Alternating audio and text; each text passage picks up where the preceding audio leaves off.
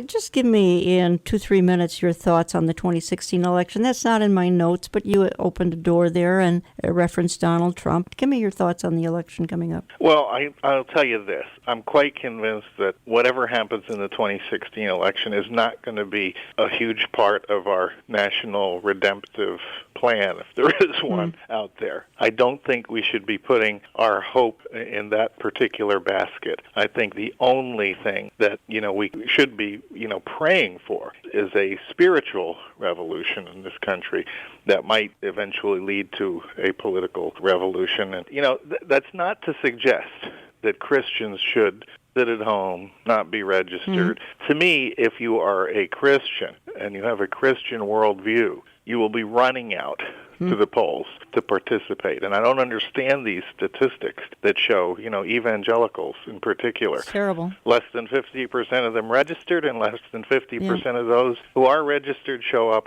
at the polls. What a transformation politically we could have in this country if evangelicals just took that responsibility seriously. Think about the men and women who have given their lives for the liberty that was unprecedented that we've had for the last 230-some years in this country. That should be motivation enough to get out there. You are the one who sort of had a vision to expand the outreach of the Anita Dittman story, Trapped in Hitler's Hell. And you expanded it by way of book, DVD, a documentary. Now you're looking for perhaps an in-theater version. Why don't you give us I had George Escobar on a couple months ago. Give us a little update, Joseph. Well, I've given you a lot of bad news here today, Jen, so let me give you some good news. Appreciate and it. This really is. This makes my heart elated.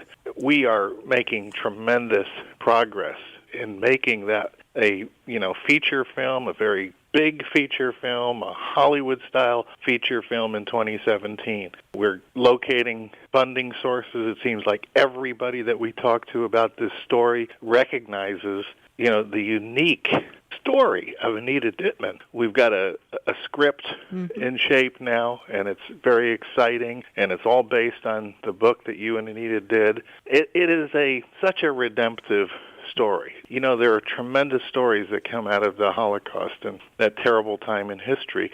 Never seen one like this that is so totally redemptive in every way, shape, and form. And I think it's going to be a terrific action kind of a movie for, every generation. I really believe that. And, if there's going to be a revival in this country, maybe this movie is going to be a big part of it. When Anita and I started together, which is a couple of decades ago, more than that actually, 3 decades ago, I was just starting out as an author. Didn't really know up from down. I knew Tyndale House wanted this story, but we had hoped back then.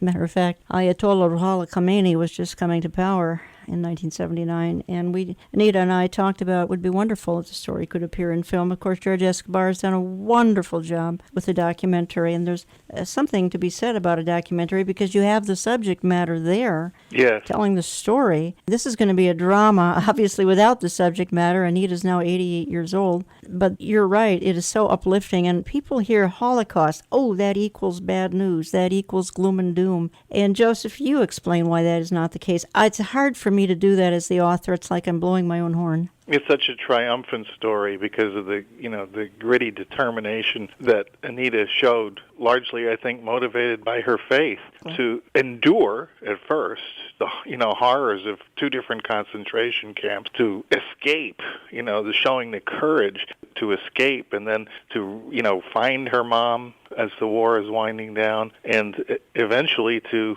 find freedom in the United States and be given a platform, by the way, to talk about those experiences over so many years. It's a tremendous, triumphant story. And, you don't get many of those from Hollywood these days, unfortunately. And that's why I think it has such universal appeal.